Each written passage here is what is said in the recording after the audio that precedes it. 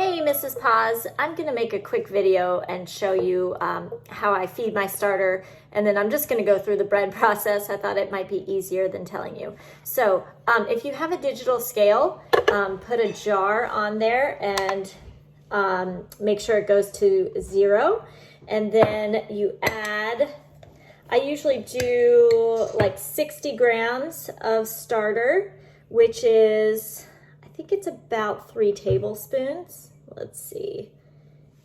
You know what? I'm going to do 75 grams of starter.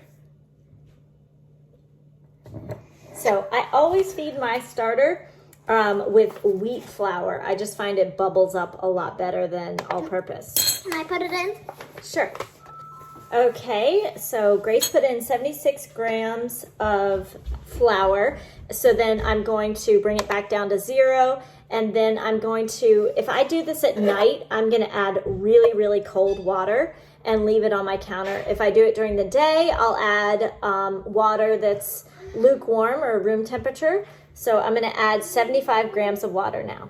Okay, so then I stir this together. And then I'm going to leave it on my counter to get bubbly and active. I'll show it to you when it's bubbly and active. But you can also, I sometimes put a rubber band around where the line of the starter is, and then you know when it's doubled that it's probably ready to go. Hey, so you can see it's on its way. It's not quite there, but when it's about at this stage is when I'll go ahead and mix my flour and water together for the recipe. So I'm going to do that now. I mix 800 grams of bread flour with 640 grams of room temperature water, filtered water. And just so you know, at this point, this will be a really sticky, shaggy mass like this, and you cover it with a tea towel for about an hour to 2 hours while you wait for your starter to get ready.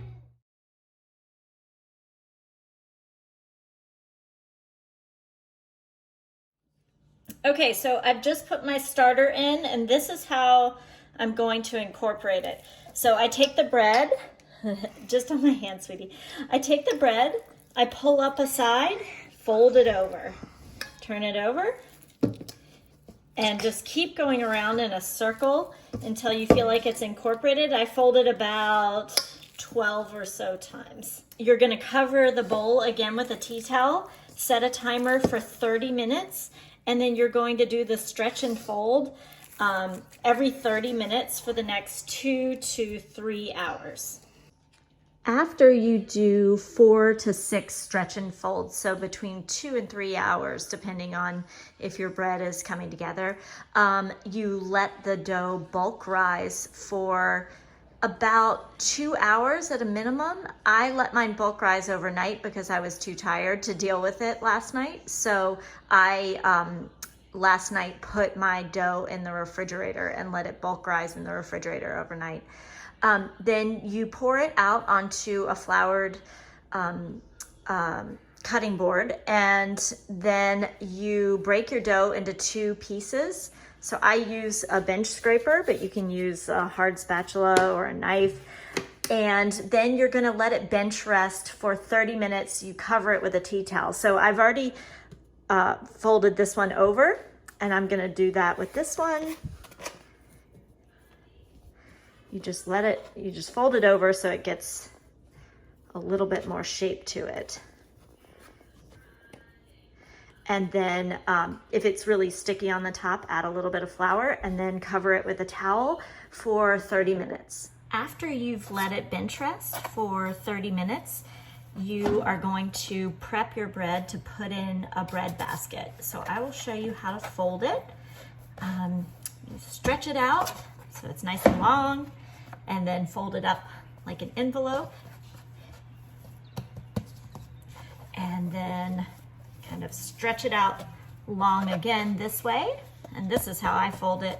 I wrap it in so that you take the sides and pinch them in, kind of like braiding. It looks a little bit like a braid. And then you just roll it up. and this is for a container that's long. So this is how the long one will look. And then I'll show you if you want to do it in more of a circular shape.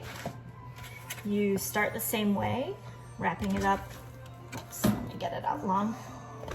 Wrapping it up like an envelope.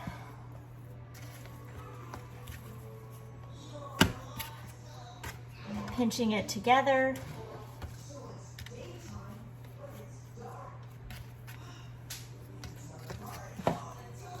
Rolling it up, just like you did the last one. This is very sticky. I need a little more flour. Okay. Once you've got it rolled up, you're going to start to shape it into more of a circle. So you kind of pull it under as you turn it around, like that, and it makes like a little bun shape.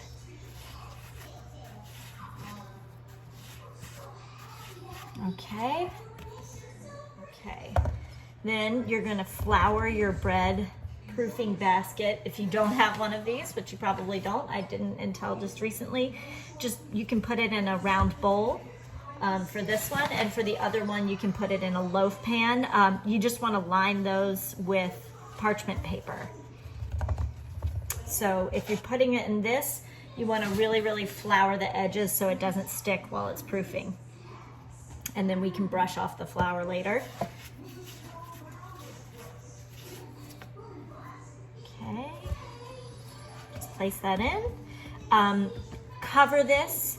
If you're doing this at night, cover it really well with saran wrap. If you're doing it during the day, you can just cover it with a tea towel while it proofs. It's going to proof for about 2 hours, and then it'll be ready to score and put in the oven. After it's proofed for about 2 hours, get some high quality parchment paper. I've tried using Safeway Select brand and it didn't work nearly as well. So I use Reynolds Wrap brand. You put it over your basket and flip it over, and hopefully it won't stick too much. There we go. And then you'll have some flour on. I just pat it down. And then you get out, I have a proofing knife, a bread lame.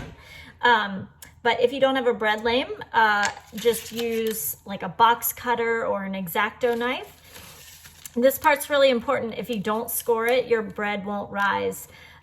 So I take my blade and I cut just a big cut down one side. May not have proofed this long enough.